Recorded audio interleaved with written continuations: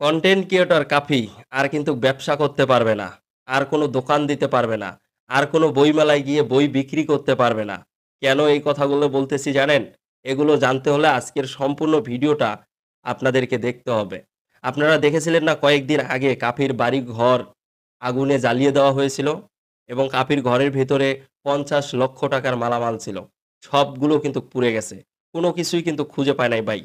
দর্শক, আজকে দেখুন কাফির আর কোনো ব্যবসা-ট্যাবসা কোনো কিছুই করতে পারবে না। কেন পারবে না জানেন? কাফি যদি এখন নতুন করে একটা ব্যবসা দিতে যায়, সেখানে একটা দোকান নিতে হবে। কিন্তু দোকান যে জায়গায় দেবে, ওই দোকানের যিনি ১ম মালিক আছেন, ওই জায়গার যিনি মালিক আছেন, তিনি আসলে কাফিকে জায়গা দেবে না। কেন দেবে না? কাফির বাড়ি-ঘর আগুনে জ্বালিয়ে দিছে। তার বাবা-মাকে মেরে ফেলার পরিকল্পিতভাবে একটা সিস্টেম করেছিল। মানে তার বাবা-মা ওই ঘরের ভিতরে ছিল, তার ভাই ছিল, ভাতিজারা ছিল, তার ভাবি ছিল। কিন্তু ঘরের দরজা বাইরে থেকেই লক করা ছিল। কারণ তার বাবা-মা, আত্মীয়স্বজন সবাই যাতে আগুনে পুড়ে মারা যায়। কিন্তু আল্লাহর অশেষ মেহেরবানিতে কাফির বাবা-মা এবং ভাই, ভাতিজা, ভাবি সবাই কিন্তু বেঁচে ফিরে এসেছেন। কিন্তু কাফির ঘরবাড়ি কিন্তু এগুলো কিন্তু বাঁচাইতে পারে নাই। কাফি অনেক চেষ্টা করতেছে, এই কাজটি কারা করেছে তাদেরকে সামনে আনার জন্য, এখনো কিন্তু আনতে পারে নাই। আমরা দেখেছি সিআইডি, সেনাবাহিনী তার ওই পোড়া বাড়িতে গেল। কিন্তু কোনো কিছুই এখনো কিন্তু বাইর করতে পারে নাই। অনেকেই বলতেছে যে কাফির বাড়ি ঘর নাকি কাফি নিজেই ষড়যন্ত্র করে এগুলো পুড়িয়ে ফেলেছে নতুন আরো একটি বাড়ি পাওয়ার জন্য সরকারের কাছ থেকে।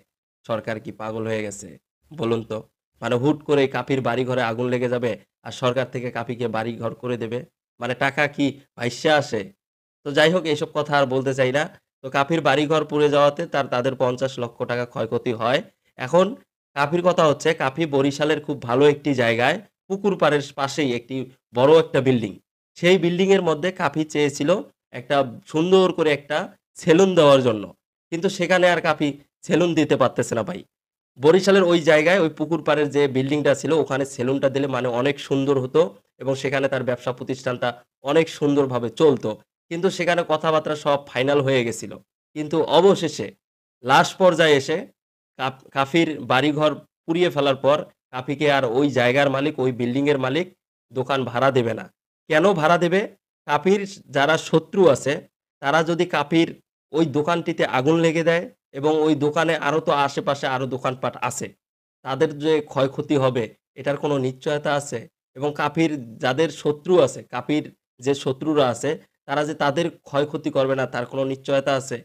এই সবগুলো দিক বিবেচনা করে ওই বিল্ডিং এর মালিক কাফিকে আর দোকান ভাড়া দেবে না। এজন্য কাফি দুঃখ প্রকাশ করতেছে যে, "আমি অনেক শখ করে এই বরিশালের সুন্দর পুকুর পাড়ের এই বিল্ডিং এর মধ্যে একটি দোকান দিতে চেয়েছিলাম। কিন্তু দোকানটা আর আমি দিতে পারতেছি না। আমার যারা শত্রু আছে তাদের জন্য।"